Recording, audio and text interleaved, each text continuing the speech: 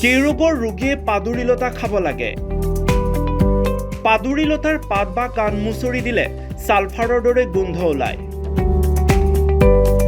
এই গোন্ধৰ কাৰণ হ'ল পাদুৰী লতাৰ পাত বা কান্ধত ছালফাৰৰ যৌগ যেনে ডাইমিথাইল ডাইছালফাইড থাকে।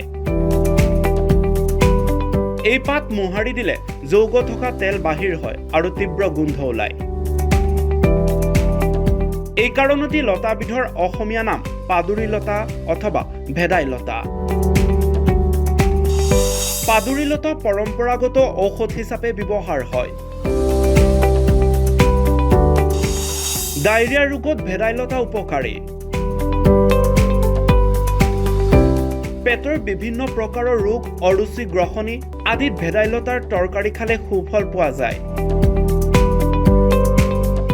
বাতবিষত আক্ৰান্ত হ'লে ভেদাইলতা ৰস খালে আৰোগ্য হয়। অস্ত্ৰ ৰোগত ভেদাইলতা শিপাৰ ৰস খাব লাগে। ভেদাইলতা শক্তিবৰ্ধক। পাত আৰু শিপাৰ ৰস নিয়মীয়াকৈ খাব লাগে। দাঁতৰ বিষ হ'লে ভেদাইলতাৰ গুটি খাব লাগে। ভেদাইলতাৰ ৰস খালে স্নায়ু ৰোগত সুফল পোৱা যায়।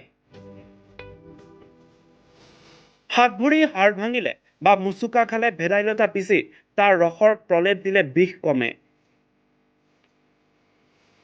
ভেদাইলতাৰ ৰসে হজম শক্তি বঢ়ায়। ছালৰ ৰোগত ভেদাইলতাৰ ৰস প্ৰলেপ দিলে সুফল পোৱা যায়। প্ৰসূতিসকলক প্ৰসৱৰ আগে পিছে ভেদাইলতাৰ চাটনি কৰি খুৱাব লাগে। গা আৰু বুকুৰ বিষত ভেদাইলতা উপকাৰী। আমি সকলোৱে ভেদাইলতা খোৱা উচিত।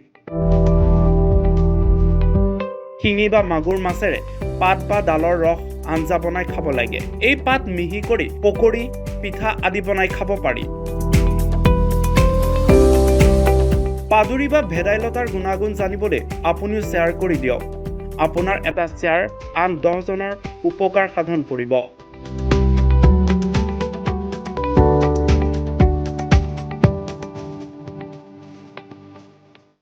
News Desk Report, Reporter Any.